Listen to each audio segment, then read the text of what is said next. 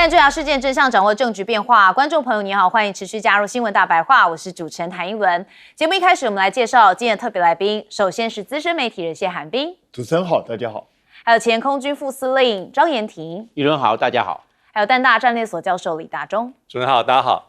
好，观众朋友，我们看到尝到甜头的川普那当然是不是想用马杜洛的模式解决宿敌伊朗呢？好，最近有这样的氛围出现原因也是因为伊朗目前持续的动乱当中，好，美国看起来有意要介入，但恐怕没有这么简单我们先看到伊朗的血腥镇压，48小时恐怕有超过2000人死亡，所以这个景象很可怕到处都是尸袋，然后医院的地板上也都是堆满着遗体。好，我们看到这是伊朗的安全部队在多地对抗议人群来开火，从德黑兰的南方有这个流出的画面显示，多具的遗体被装入了尸袋，甚至目击者说，现场数十具的遗体，那附近的工业设施内发现了更多的死者。好，所以现在目前在伊朗这个动荡是持续而且社会相当的不安。好，那除了伊朗之外大家也很关心，网络上很多人都在看，也就是五角大厦的披萨指数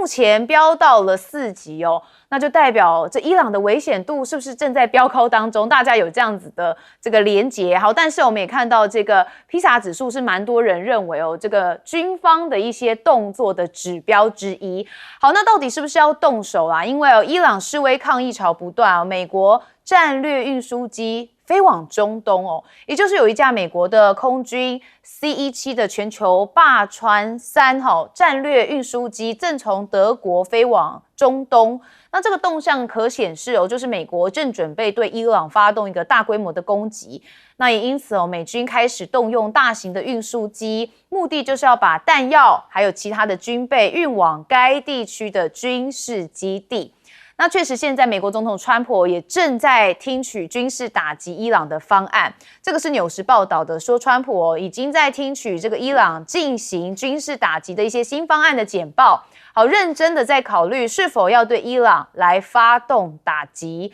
好，川普就讲美国已经准备好要协助伊朗人来取得自由了。好，但是目前伊朗在8号已经采取了一个全国性的断网跟卫星讯号的干扰，所以有很多的画面他们是不希望传播到全世界的，所以进行了这样干扰。但是民众还是透过了离线的通讯软体来建立一个网外之网，然后配合星链的卫星抗干扰的韧性还是希望把讯息传递到国际上。那也有人是认为是不是现在美国的 CIA 先煽动动乱，美国接着就出兵，有没有可能是这样子的步骤？那也有报告披露说这数十年来CIA 至少推翻或试图推翻超过50个他国的合法政府，然后在相关的国家引发动乱。所以CIA 在各地他们是有看到说都是在测地或是一些组织大量的颜色革命事件，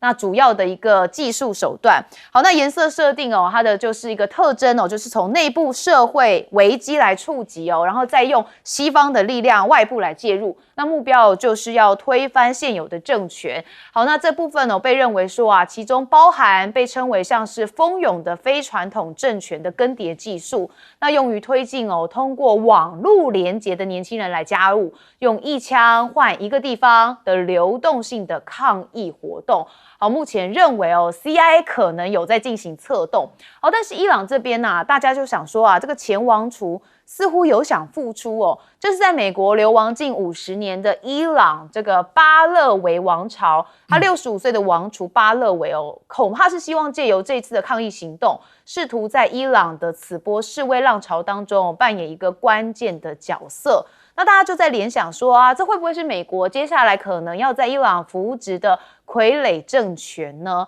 好，但是目前看起来川普对他的态度蛮冷淡的，而且拒绝表态要挺流亡的巴勒维，所以目前看起来在伊朗这边可能还要再观察一下美国这边会怎么样进行下一步的动作。但是中国这边有一些态度了。好，我们看到新华社发布的声明说如果伊朗的主权受到了侵犯，其实北京不会袖手旁观，而且准备在金融、情报还有军事领域要支持德黑兰。好，那伊朗总统目前也是强力的谴责说美国以为可以像其他国家一样在伊朗透过煽动扰乱来达到美国的目的，但他说伊朗人民是比以往任何时候都更加的坚定支持自己的国家。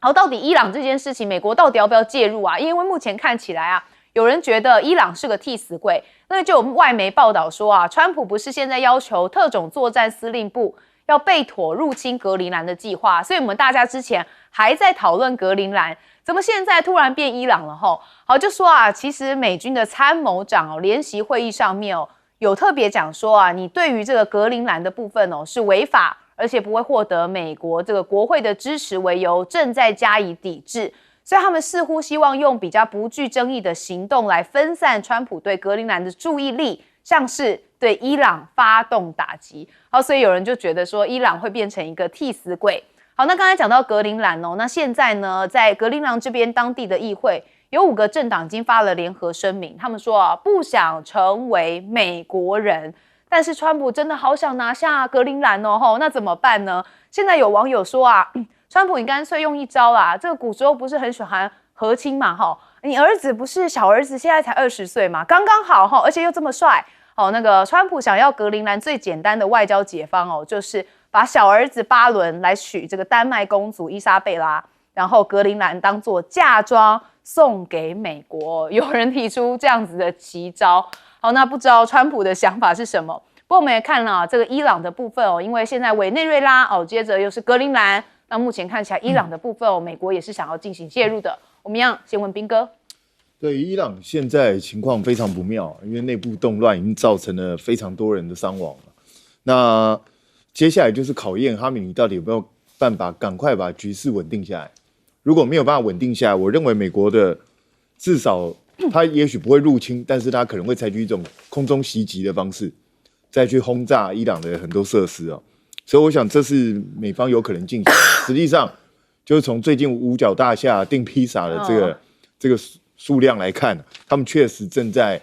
这个挑灯夜战，在策划很多种行动。那是不是针对伊朗而来？看起来是蛮像的，因为也有大批的美军的基建都已经到了欧洲这一块地方来。那是不是就是要进行对伊朗的一个攻击呢？我认为大概就已经蓄势待发了，大概就看最后这个阶段是不是可行。那对美国到底有什么好处来判断？那当然 ，CIA 早就在全世界各地煽动各种各样的革命，这个从中美洲到非洲到中东，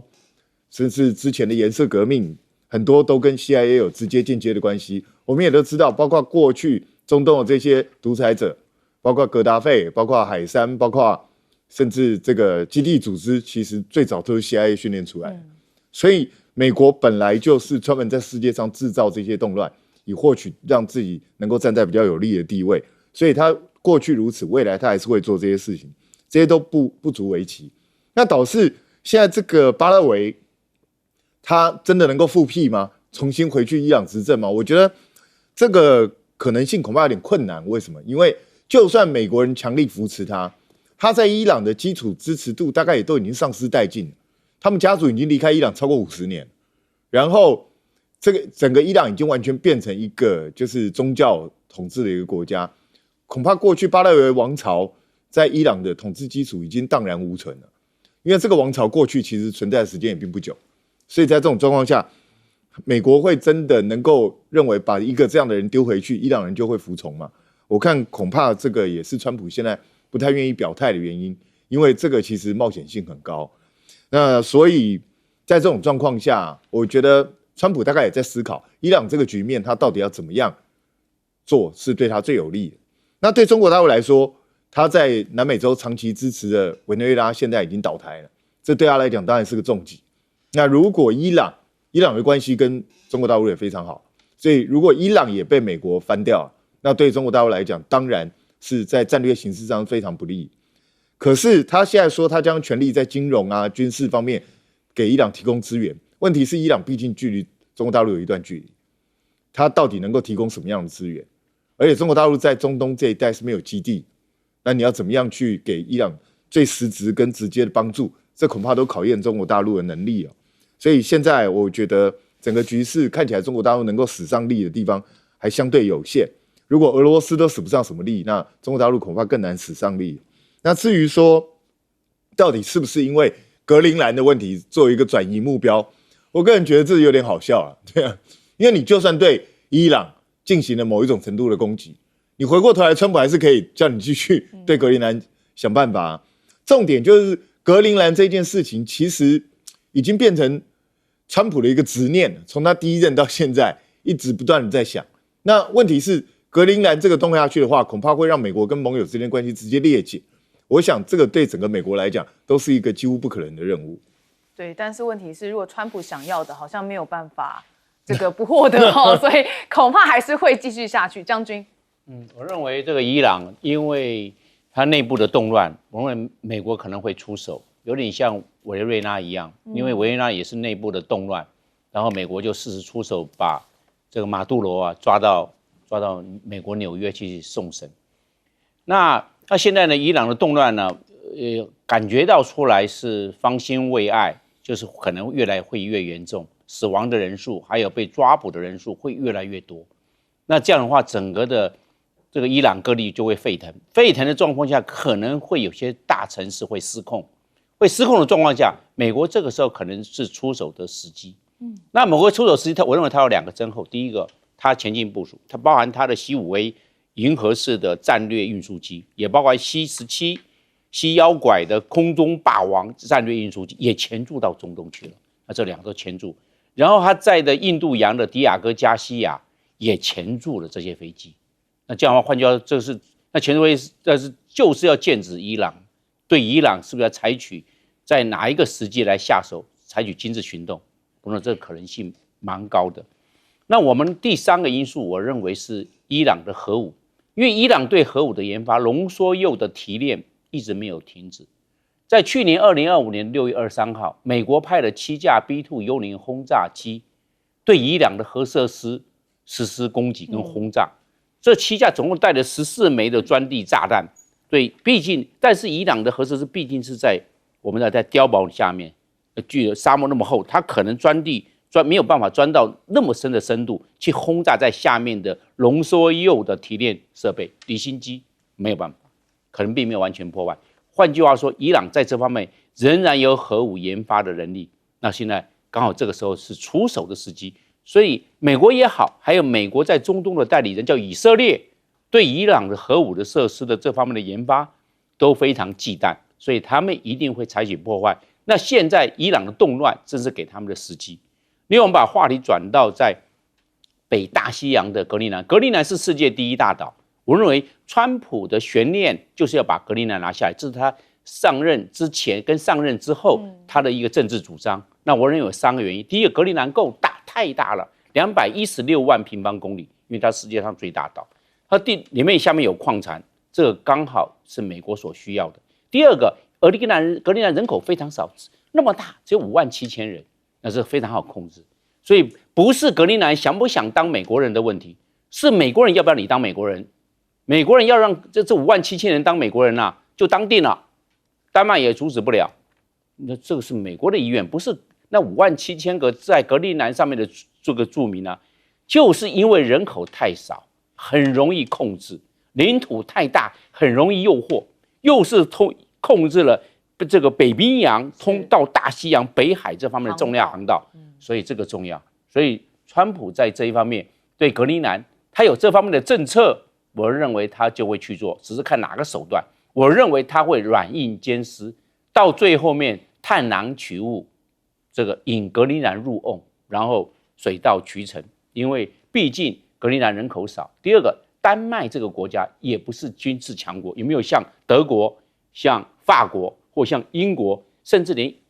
意大利或者波兰，它的军力太薄弱了。在2次大战，丹麦就被德国一下就击灭了。所以丹麦在这一方面的军力是微不足道，不是要不要去下令叫他的士兵直接主动开枪的，这个解决不了问题，只是一个 ROE 接战规则而已，并没有办法阻挡川普在这一方面要并吞的决心。对，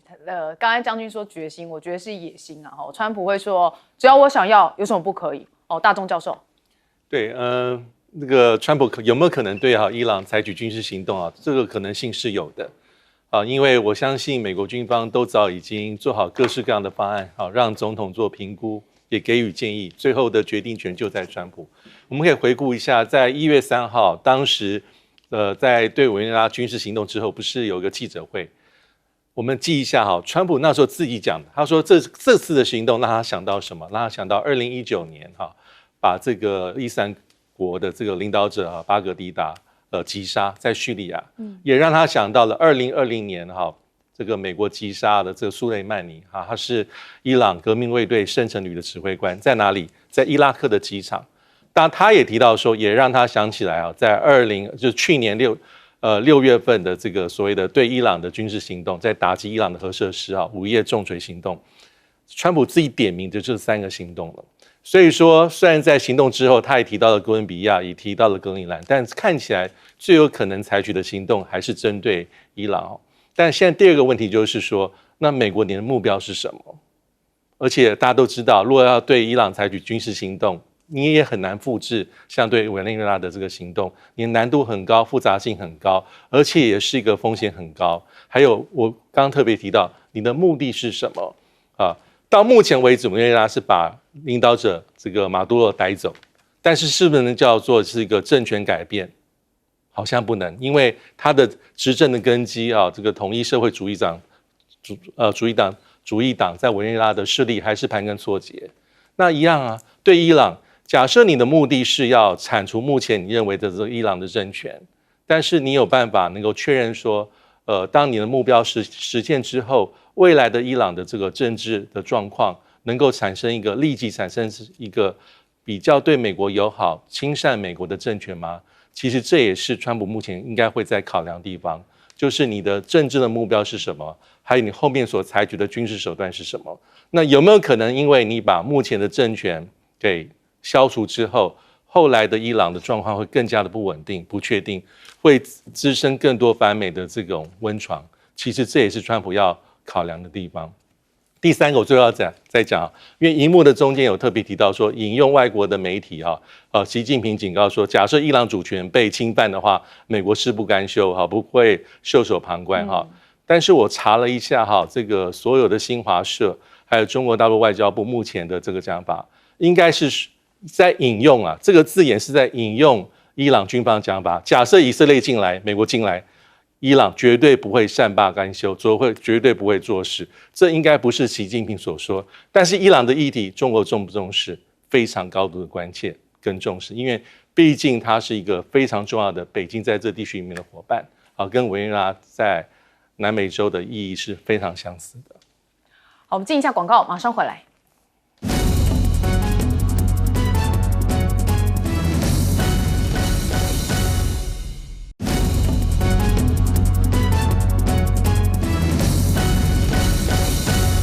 好，我们刚刚也讨论到嘛，现在美国动作一大堆中国大陆现在到底还是比较克制一点但是呢，这现在美国是不是也一定要释出一些善意啊？之前我们曾经讨论到嘛，说美国联邦通信委员会以所谓对国家安全构成不可接受的风险为由其实对所有外国制造的新型无人机跟零部件列入了受管制的清单。好，这引发了中方反对，而且很多的美国内部民众也相当不满。好，那当然现在美国商务部说我们已经撤销了一项为了解决国家安全问题而限制中国制造无人机进口的计划，所以现在是撤销了提案。好，大家就想说是不是担心明年的川习会也会有一些问题好，那当然黄仁勋现在这个 AI 教主他的说的话，大家也很把它当做一个意见在参考。那他讲了一句话，他说其实美中关系需要更细腻的这个策略管理。那如果要讲脱钩的话，其实不太符合常识因为中国大陆既是美国的竞争对手，那在许多的领域也是合作伙伴，所以如果要讲脱钩的想法，他说是太天真了。那目前啊，美中如果难脱钩的话，那中日之间的关系啊又更难解。那现在中国大陆啊，蛮希望美国跟他们一起共同抗日的吼。我们看到中国呼吁美国要跟他们合作，防止日本的军国主义死灰复燃。那北京方面也正在发出一个讯号，就是更多制裁哦，可能是东京国防工业正在酝酿的一个计划。好，那中国解放军确实有一些动作，因为他们连续20天哦，在渤海军演，也就是10号到30号。那渤海部分的海域执行军事任务，禁止驶入。那这一次的军演时长哦，也是相当罕见的。所以我们看到军事专家宋中平的分析啊，他说这一次啊，在渤海长达20天的军演前所未有。那当然是显示解放军有决心哦，有能力在近海区域应对各种安全的威胁，而且坚决回击一切外部势力对中国领土主权的挑衅。好，但目前看起来啊，中国大陆这些武器哦，日本是跟不上的吗？因为根据日本防卫省的监视资料啊，日本的自卫队战机 F-15J 最近在中国海峡哦，确认到歼16、轰6K 等机型，但是有2架推定的战机型号不明，踪迹全无。那大家就说啊，这连型号都认不出来哦，是不是大概只有中国的歼20隐形战机能办到？好，那这歼20呢，直接干扰日本的指挥链路，相当于把对方的眼睛跟耳朵都蒙上了一层雾。所以大家就认为歼20啊，真的是一个电子迷雾吗？有这样子的讨论。好，那中日的关系现在紧张升级吗？因为共同社报道，负责销售稀土的中国国企哦，已经正式的通知部分的日本企业，说啊，将不再签订新的稀土供应合约。那中方啊，正在考虑进一步的终止现有合约。这是中国政府在这个月宣布加强对日本出口军民两用物项管制之后，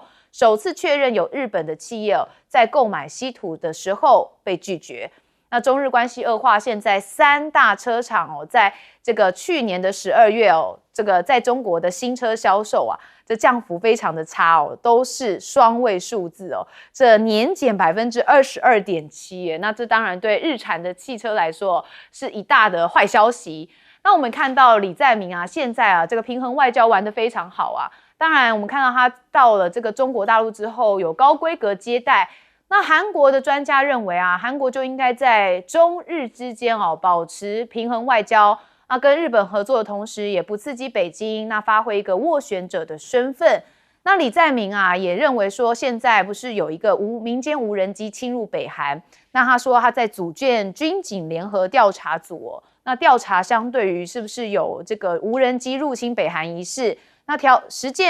件如果属实就会威胁朝鲜半岛和平跟国家安全的重大犯罪。那北韩这边当然也很不开心啊，说不论肇事者是谁还不论是民间组织或个人行为，那都负责安全的当局都无法逃避的责任。那当然这件事情啊，可能也会影响朝鲜半岛的一些争议，那可能也会让北韩跟南韩之间的紧张关系更加剧。好，我们先看到一开始，也就是中美中日之间的关系，我们持续再请教彬哥。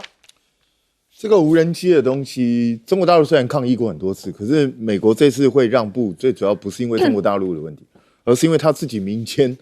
这个包括农业，包括这些一些消防啊、一些工程啊，甚至运送啊、运输业啊，它都需要。那美国自己本身没有生产类似功能的替代品，要不然就是太贵。所以在这种状况下，以现实的考量，美国不得不让步。实际上，你说这些东西真的会影响到他们什么国安吗？当然也不至于。那其实就只是希望能够让中国大陆退出美国的市场，好打建自己的市场而已。但他们暂时显然是办不到。那中美现在看起来并没有完全脱钩，可是我个人是认为，虽然没有，但是双方其实都各自知道了彼此的弱点，所以正在快速弥补自己的弱点当中。所以未来其实还是逐渐朝向能够脱钩就尽量脱钩的方向走去。所以我觉得这个大势大概是不可变的，因为经过这几轮较量，我想双方各自都有能够扼住对方咽喉的东西，那双方也都知道自己的短板所以这个是很麻烦的一件事情，他们会渐进式慢慢的去做。那但是你说中国大陆想要拉拢美国来去反对高市早苗的军国主义吗？我认为这是行不通的啦，因为就是高市早苗的这些做法，虽然他有的时候一些过激的做法，对川普来说可能会阻碍到他跟中国大陆之间的谈判，可是如果高市早苗能够代替美国一直不断的跟中国大陆对抗，对川普来讲，美国可以少花很多钱，也可以少费很多力气，何乐而不为呢？你看，美国会允许南韩建造核潜艇，其实就代表了美国现在希望是由日本、韩国这2个国家来负责帮忙消耗中国大陆的国力，而不再是由美国自己独当一面。所以我个人认为，想要拉拢美国的这个主意，大概是不太可能会成功的。那但是对中国大陆来讲，他当然也是极力的不断的去对日本实施各方面的制裁。你看，之前开始说只要有关军民两用这些物资，我现在开始全部都管制。那现在更进一步，就是开始甚至连现有的合约我都要重新检讨，可能就不再供应了某一些稀土啊这些东西，看这样是不是能够压迫日本低头。那日本当然也知道情况对他非常不妙，所以他们现在也在不断的思考怎么样去因应这个困难的局面。可是我不认为高市早苗会低头。最近不是传出消息来说，高市早苗甚至打算一鼓作气，干脆让国会改选。对啊，所以我觉得他其实想的并不是低头，是要掌握更多的权力。那如果国会改选都在即的话，他就更不可能会低头了。那一低头，那国会改选不是完蛋了吗？所以我个人是觉得，高市早苗的立场应该是不会改变。导致李在明就非常聪明了，日中之间有争执，对他来讲当然是一大利多，他也不需要去没事找事做，去办什么协调者合适哦，他没必要做这件事，他就是尽量趁这个时候看是不是能够发展跟中国大陆之间关系，降低过去中国大陆对韩国的一些限制。那但是他也没有必要去跟日本交恶，他一定会在这中间做一个平衡点。这个李在明是很聪明的。好，大众教授怎么看？对，因为这个美中之间脱钩哈，脱钩这个字眼哈，最早出现应该是在川普1.0啊，大概在2018年哈，有一些比如说学者，一些部分一些退休的官员提到这个关键，意思是说要从结构性来去降低哈双方的一些在经贸上的一些互赖啊，但是呢，脱钩这个字哦，从川普1.0到拜登到现在，大概都还没有成为真正的官方用语。那取而代之是我们常常听到另外一个名词叫做去风险啊，去风险欧盟也在用，美国的官方也在用。去风险意思是说我不寻求全面性的脱钩，我可能比较选择性。那有些地方我可能要设一些这个防火墙啊，比如说 AI 啦、先进的半导体啦，或是一些敏感的军民两用科技哈，或一些关键矿产。那目前来说，大家会觉得说，好像美国的政策会比较像是在做一个比较精准的一个所谓的去风险化。好，这是第一个。第二个是哈，我们可以看到，就像刚才所提到的，像南韩的政策，我觉得南韩也是在讲这个去风险，但南韩在整个这个外交政策上，在李在明上任之后，很明显他就采取比较平衡的政策，尤其在光谱上，他不会像过去的这个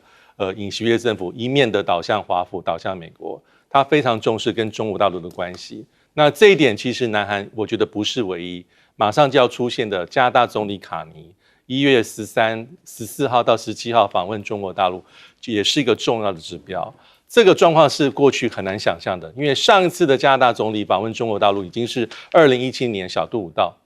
这么久没有人访问中国大陆，那是什么样的原因促使卡尼总理要访问中国大陆呢？他也是在做平衡。而这平衡的源头，大家都知道，就是川普的政策。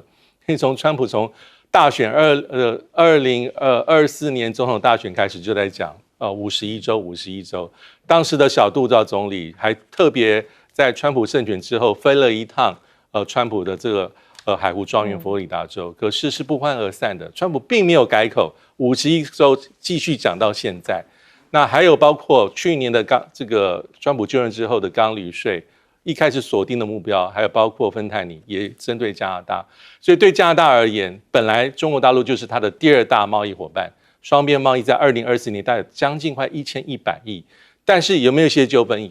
有一些纠纷，比如说过去加拿大政府配合美国政策跟欧盟政策，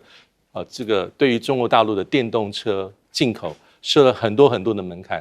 中国大陆有回击。所以这一次应该就是在一个平衡战略下的一个考量。所以卡尼跟南韩是非常相似的。哦，确实哦，现在整个第一岛链哦，那当然这个局势上面哦也越来越复杂。我们接下来问将军。那美国想要对这个大疆无人机做限制，但是蛮困难的，因为大疆无人机有3个优势。第一个，它价格便宜，你如果买美国的，你买1架，那就损失2架了，因为美国一个同样规格的这个无人机啊，是大疆无人机的3倍，那买1架你就损失2架了。那你买它，美国一架可以买大疆无人机3架，那大家当然买便宜的。第二个，它组装很方便，你就一组装就好了，它是模组化，几个零件弄一弄，它还有说明书。那第3个。操作很方便，那操作方便，小学生都会操作，那大家就知道，那买方便的嘛，是这个优势，所以美国还不得不在这一方面呢、开放，因为民众会抱怨啊，你不让我买这个便宜，你要买那个贵的，大家都会想便宜的嘛，因为人都会有一个自利动机，买便宜好用的都会有这样 CP 值高，CP 值高方便。另外，黄仁勋他讲的话就是说，希望这个认为啊，这个美中脱钩啊，是我们讲的不合理的，因为什么？因为商人认为赚钱就赚钱，你不赚钱，现在赶快赚，你不赚，中国大陆会做的时候，我们赚不到了。他是想要说赶快赚钱。黄仁勋他的事就在一个商业的立场，他讲的也没有错，就是有钱赚，赶快赚，等到过了这一站啊，没有下一店了，你就赚不到了，是这样。所以黄仁勋他是在商言商，他比较务实，是这样。那我们最后看就是那个日本啊 F-15。接啊抓不到这个逆中战机，这个歼20，这个歼20，因为歼20它逆中战机，美国卖给日本的、它这个 F-15接啊是 它的雷达相位侦雷达是 NAPG 70，那相位侦雷达它这个是都普勒信号，都普勒雷达抓不到逆中，因为中国大陆这歼20啊，它也放出类似电子云，你感觉到啊这个歼20它又逆中又放出电子干扰，一个电磁信号，感觉到个马赛克在跑，那飞机在哪里啊？是马赛克看到人在大荧幕上一个屏幕是马赛克，而2个马赛克在跑，到底飞机是在什么地方？问题就在这个地方，你没看到飞机，你看到是马赛克被干扰了。那这样的话，中国大陆这个歼20就在那边飞，所以日本判别不出来，这个到底是轰6还是歼16还是歼20，到底是什么？它的相位阵列雷达就是这个样子啊。那这个要怎么去破解？日本可能没有办法，目前有破解的能力。那看美国。那美国有量子雷达，但是问题是美国量子雷达还没有完全成熟，所以不见得能够破解逆中战机。所以中国大陆这个歼20在这个地方啊，我认为对美国来讲，不是光对日本，也包含对美国也形成一种挑战。怎么样去抓歼20？那歼20如果能够抓得到，抓不到。现在中国大陆在做歼35。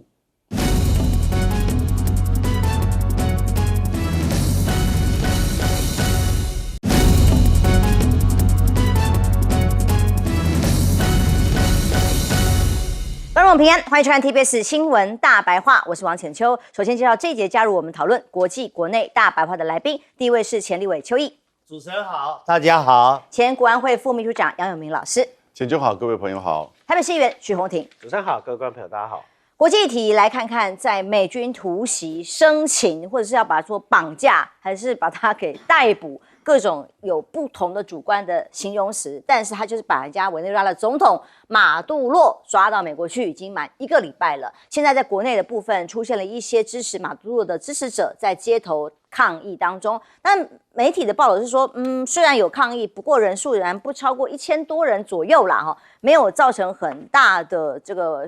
影响渲染的效果，尤其是代理总统啦，还有其他的官员啦，没有人出席。所以马杜洛呢，他的儿子公开代表他发言是说，现在在狱里面的状况不错。委内瑞拉的支持者集会呢，他说，我们的情况还好，但是我们是斗士，绝对不会妥协。到底把总统抓来要干嘛呢？重点来了，川普也是不演了，直接宣布这个国家进入紧急状况之外，发布行政命令接管委内瑞拉的石油。不伦博报道，川普签的这个行政命令啊，就在保护存放在美国财政部账户中的委内瑞拉的石油收入。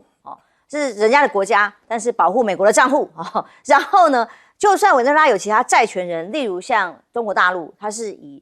借债来换石油的这个债权关系，他说呢都没有办法，现在都终止了不关他的事一切都归零了巨额的债款也将归零了现在美资金企业过去的话接管了油田，全部重新开始。那像石油公司推销开采计划这件事情呢，马杜罗被捕以后，川普是直接公开讲，我们的美国的石油开发公司就要进驻了。现在直接公开了看到了石油公司提供了前所未有的开采机会。委内瑞拉现在已经开张营业，由美国的石油采油公司来进行开采。哇，很简单，进委内瑞拉的理由很简单，就是为了石油嘛。那公开讲哦，我们现在加上了委内瑞拉之后，都算我们自己的，全部都是我川普的，55%全球的石油占比都在我们这里。他还声称我要用这个石油去卖来让美国人还有委内瑞拉人发大财，这样。所以大陆的学者攀登他是这样分析的：这一次川普抓捕的行动呢，本质是要推翻阻碍美国能源利益的政权，重新把美国的石油纳到美国主导的体系里头。那实际上大家形容就是唐罗主义啊，透过军事手段控制西半球的战略资源。那么这种排他性的霸权供应圈，将能源资源分配跟对美的合作来绑定，一切都是利益。大陆的企业有44亿桶的债权还在当地，但川普完全是包括了俄罗斯的油轮跟大陆挂的大陆国旗的油轮，全部被他给这个扣留了之后怎么办？后续还有中国大陆签订的合约是属于中国的啊，那他真的把它归零，债务归零，全部归他的，再卖给中国吗？这引起外界的侧目。根据投资银行摩根斯丹利的报告，大陆呢有2大国有企业，中国天然气、石油天然的气集团跟中国石化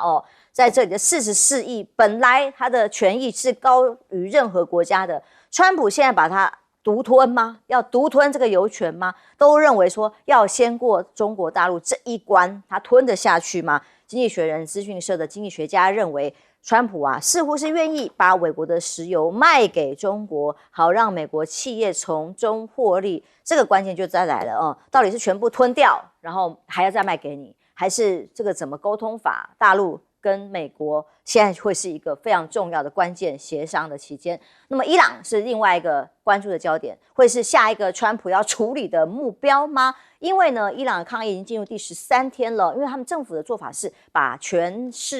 的区域的部分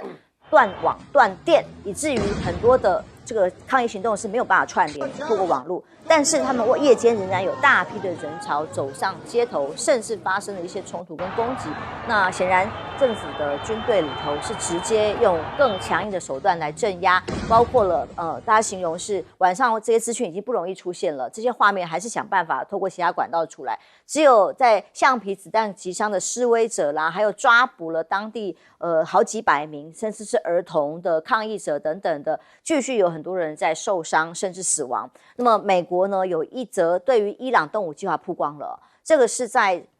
川普进一步的用他的社群在放话说，伊朗正寻求自由，这或许前所未有，美国已准备好提供协助。这几乎是一步一步的啦。川普先前的放话是说，只要这边的抗议行动有人流血遭到镇压，他就不会放着不管。现在直接说准备好协助了吗？美国媒体的爆料是说，现在已经准备不排除对伊朗几个军事目标发动大规模的攻击，甚至他已经听取了军事打击伊朗的方案汇报吗？这是《纽约时报》的报道。什么时候动手不知道，但现在看到了一个军网的账号分析，他分享看到了目击美军 C-17 全球霸王的这个战略运输机已经起飞了，飞往中东，是不是显示这各种的猜测都认为美国准备对伊朗发动大规模的攻击，所以弹药啦、军备啦已经往当地开始运输过去了吗？这个反政府示威满2周，对于现在伊朗的政府最高领导人哈米尼来说，他是表示绝不屈服。伊斯兰的共和国是数十万名光荣人民的鲜血获得的政权，他绝对不会妥协，包括美国吗？委员1月8号美国参议院52票对47票通过了限制川普继续对委内瑞拉采取军事行动。这个议案的通过非常的重要，除了有5位共和党的人跑票，更重要的是给委内瑞拉国内的目前的代理总统跟高官还有军方，让他们心里的大石头落下了。因为美军撤走了，美军再回来的可能性恐怕很难。所以三角洲特种部队的军事行动虽然很成功，但是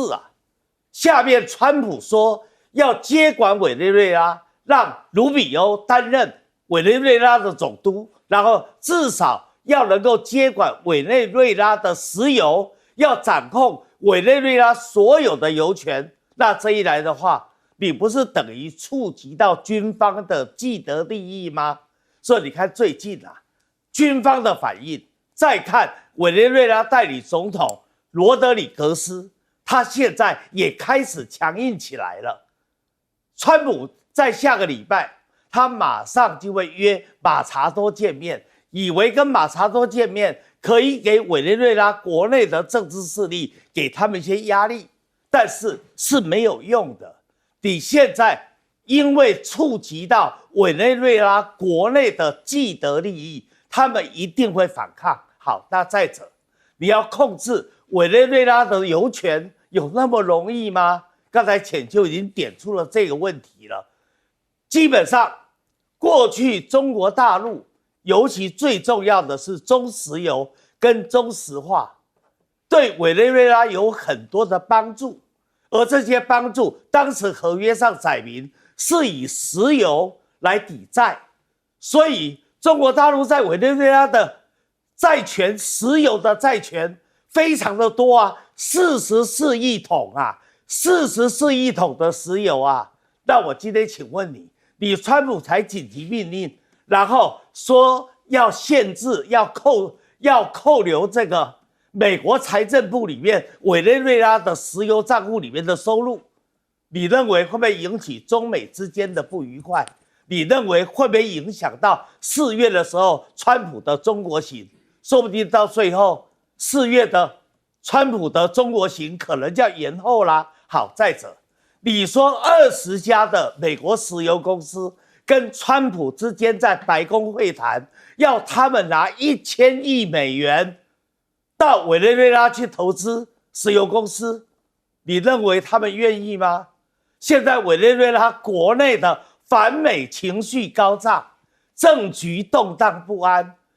做石油公司的投资，笃定第一个要件就是政治要稳定嘛，政治风险要低嘛，何况金额是1000亿美元，你认为大家要去吗？所以埃克森美孚公司首先就表达了他去的意愿很低，他不想去嘛。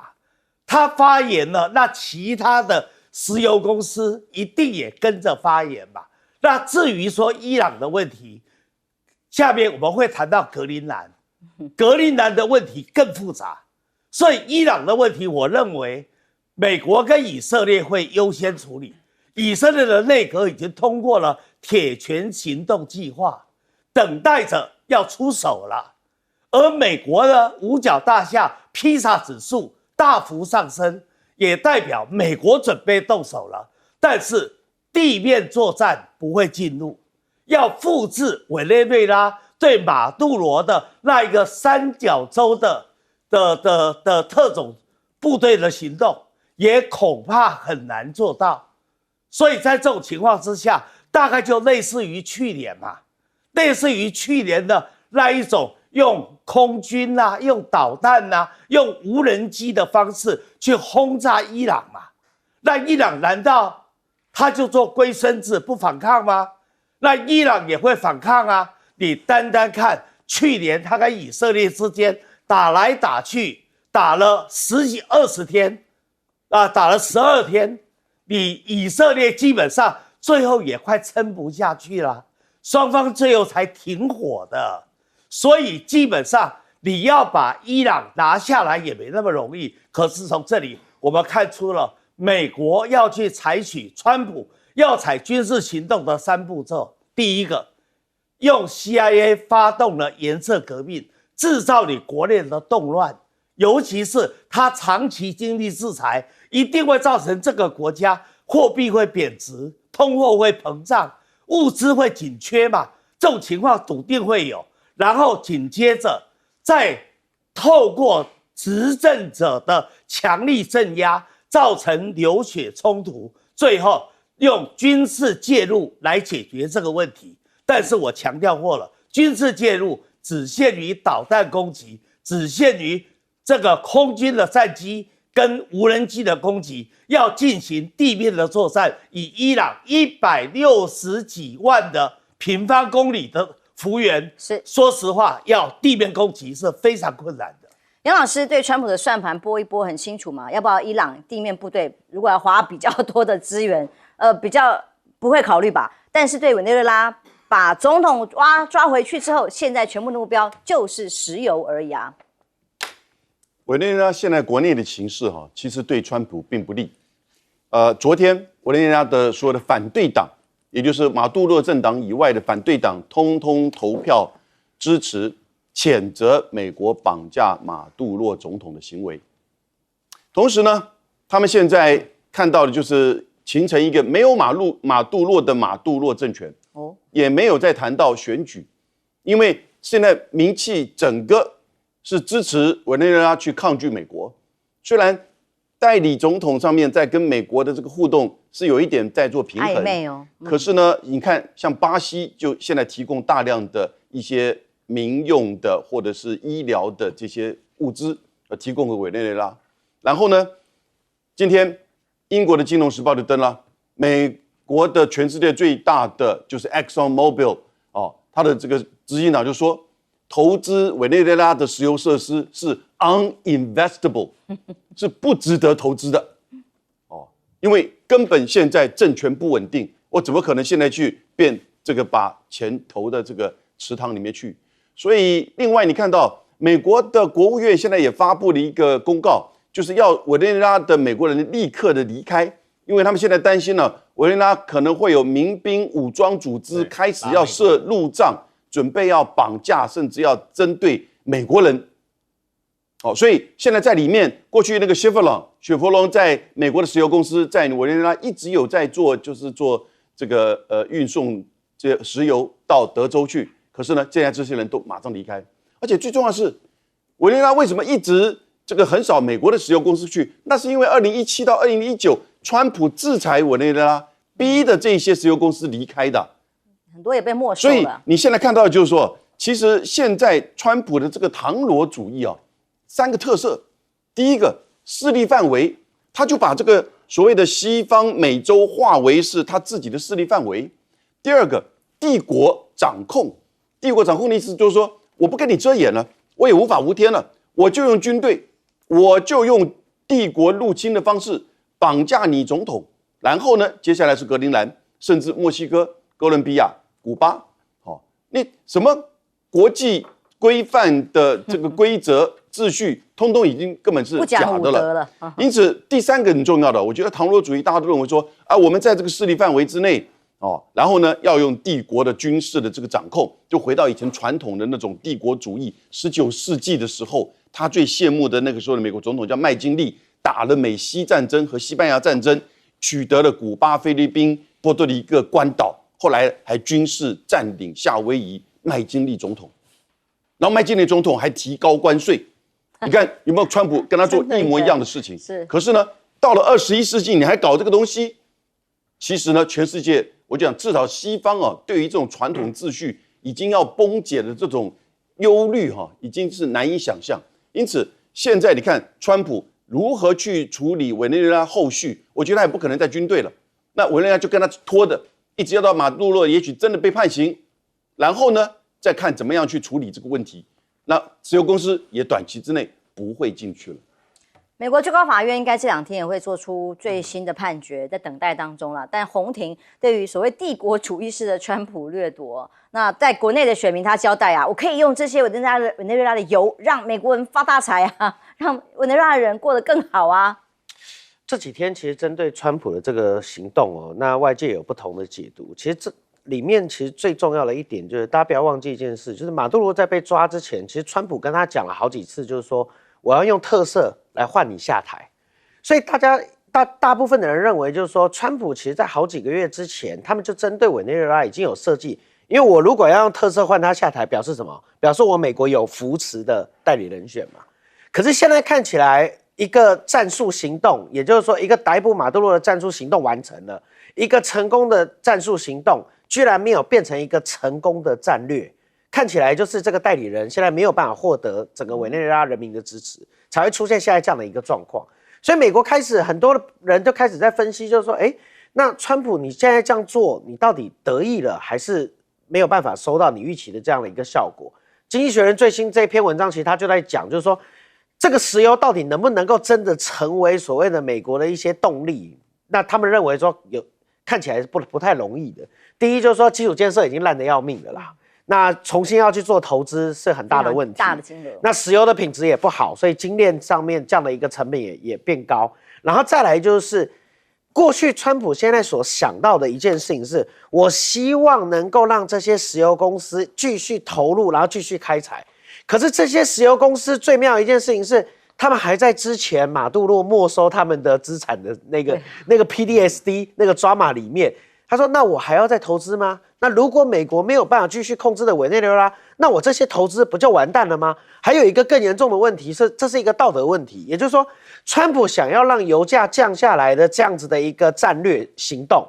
对于这些大石油公司来讲，让油价降下来是我自己的道德风险啊！我等于是在拿石头砸我自己的脚。我配合你，不止在我的再次投入上有风险，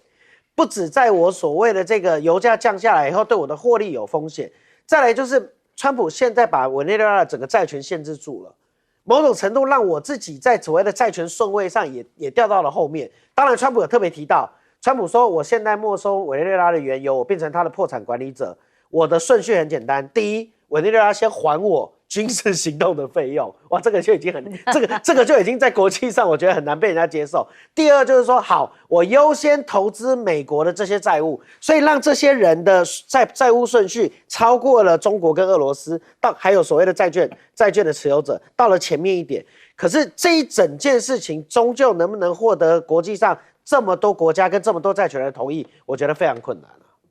但就看川普说的，他只要说得到，他就要做得到。例如，他想要格陵兰这件事情，一开始他就任的时候就已经公开讲过，大家都觉得他可能只是说啊，也引起了很多争议啊、抗议啊。结果川普再度的公开宣称，虽然我本身是丹麦的粉丝，因为格陵兰属于丹麦啊，但他坦言丹麦一直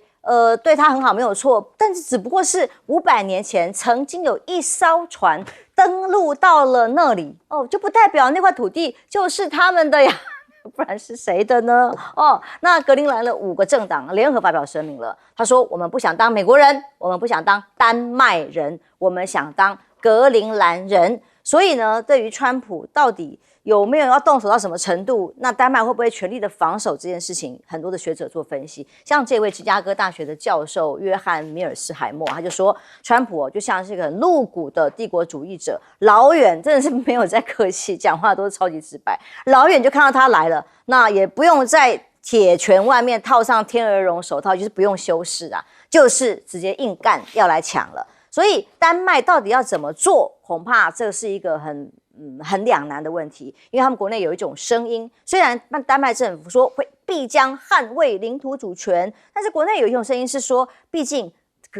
格陵兰人也没有心向你啊，你为什么要花那么大力气全力去保护一个不爱你的人呢？那更矛盾的是，丹麦拼命想留下的格陵兰，其实也不想跟你成为一家人啊，又怕真心会换绝情吗？经济学人各种的分析，这次也是封面哦，在川普的世界里，强者夺取他们所能拿走的一切。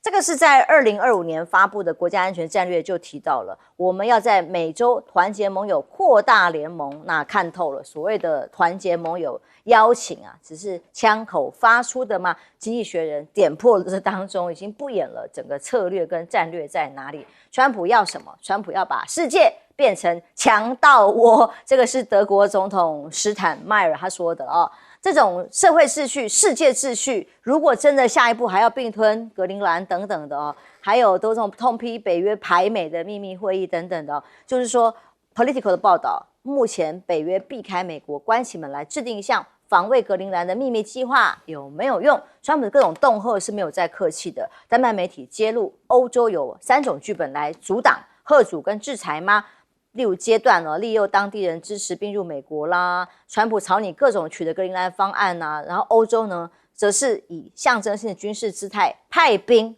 欧洲派兵进入，那或者是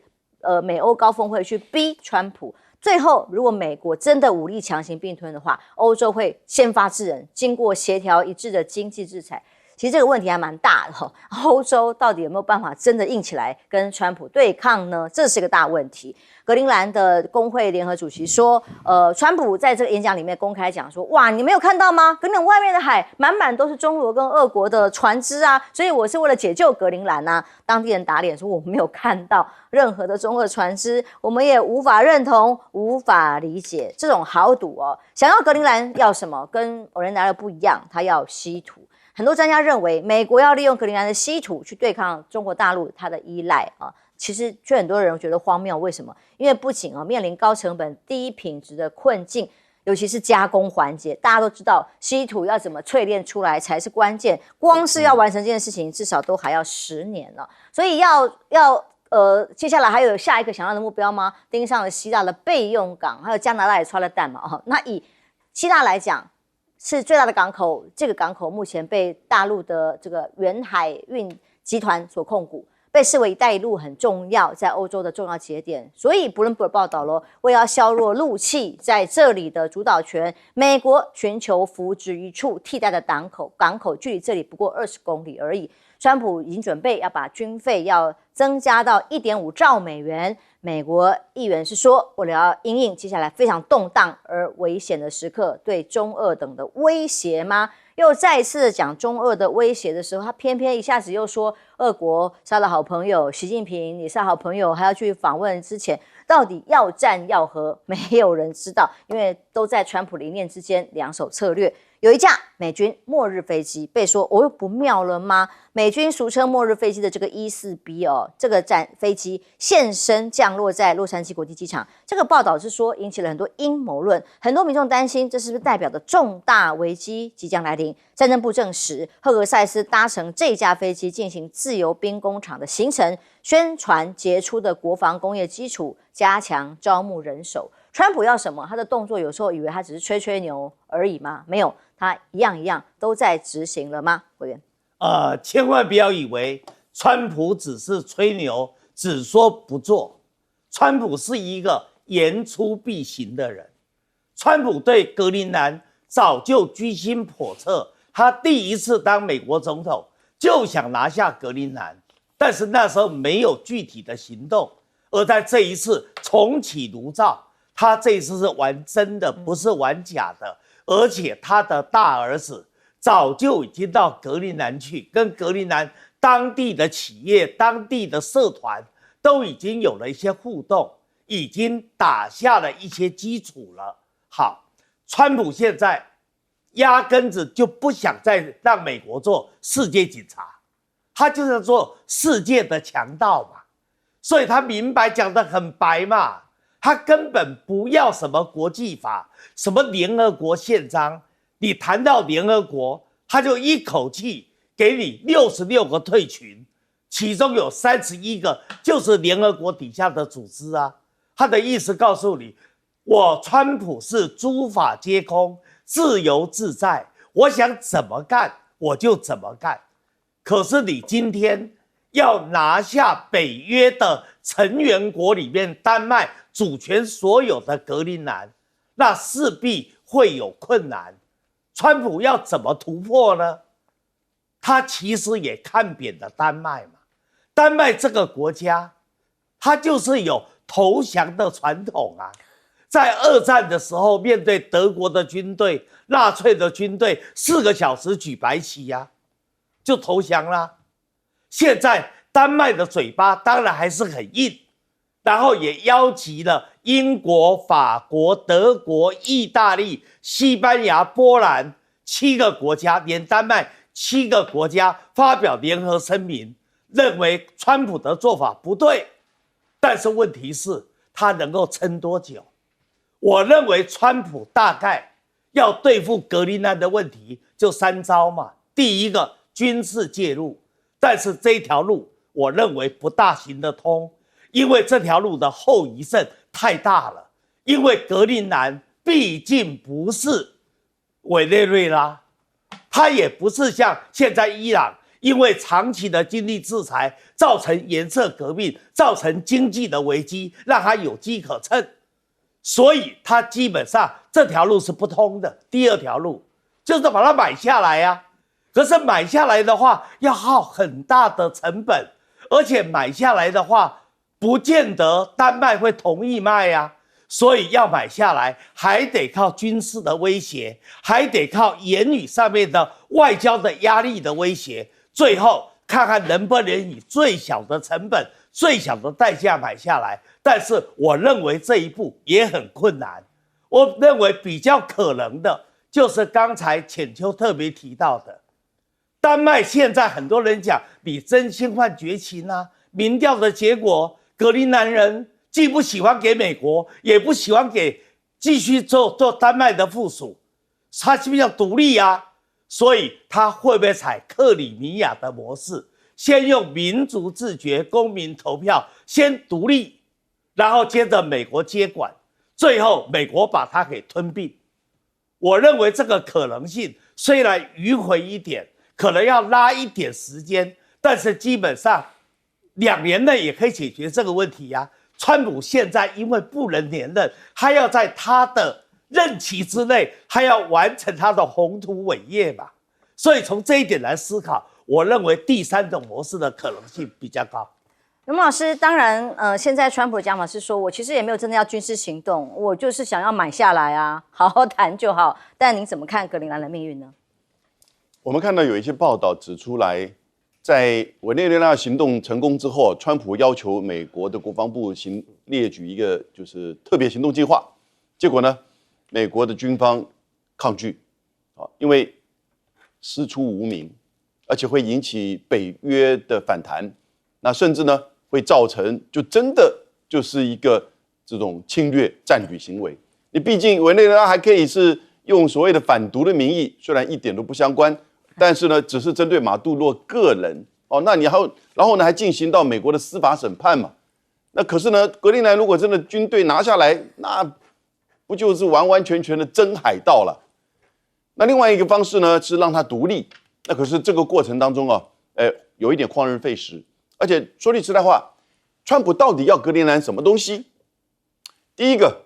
他的矿产；第二个，它的战略的重要性第3个，那就是整个美洲它都要。我觉得后者才是他要的啦。那个矿产讲句实在话也很难开采。然后美国也到处都有，自己也有稀土矿啊。开采之后，然后送到中国大陆去，这个炼制吗？所以事实上讲矿产，我觉得也不实际。那可是安全的问题，那现在就有美国驻军几十年了。然后呢，他说有北极航线，那没什么北极航线在靠俄罗斯那一端，不是在靠加拿大跟格陵兰的这一端啊。所以他就是要一个1867年那个时候的美国总统叫 Andrew Johnson 跟俄罗斯俄国买下了阿拉斯加，多少钱？720万美金以现在价钱不得了，几十亿美元上百亿。那个时候还引起美国内部的这个反弹。那现在看到赚到了，有没有可能他买下来？我觉得丹麦可能会考虑你真的让他独立，为什么不干脆卖给美国？然后呢，也可以解决自己内部的财政的问题，然后也不算是美国来破坏北约交易了所以但是呢，大家都看得懂这个歹戏一定是持续的会拖下去，除非就川普后来搞到后来就不了了之了，有可能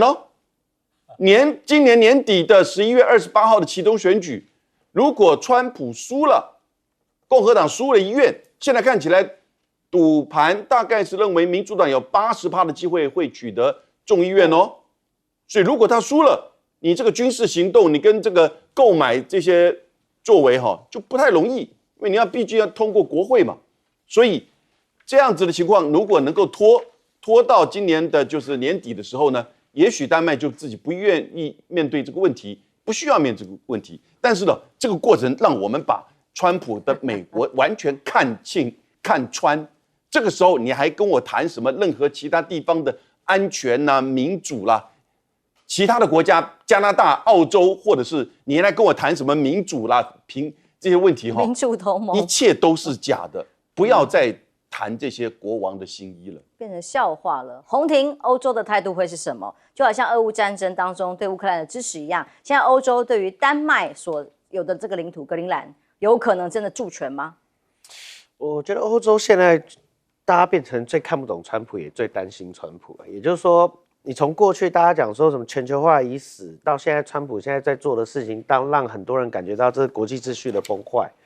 包括对川普对委内瑞拉的这个政策，你看法国、英国各个国家其实对他的看法都不一致。大部分的其实传统欧洲的这些强权们还是不同意川普打破国际秩序这样的一个做法。可是面对所谓格陵兰这件事情，你说欧洲它到底能做些什么呢？还有就是，其实刚老师特别提到这一段，我自己也非常的好奇，就是川普真的叫特种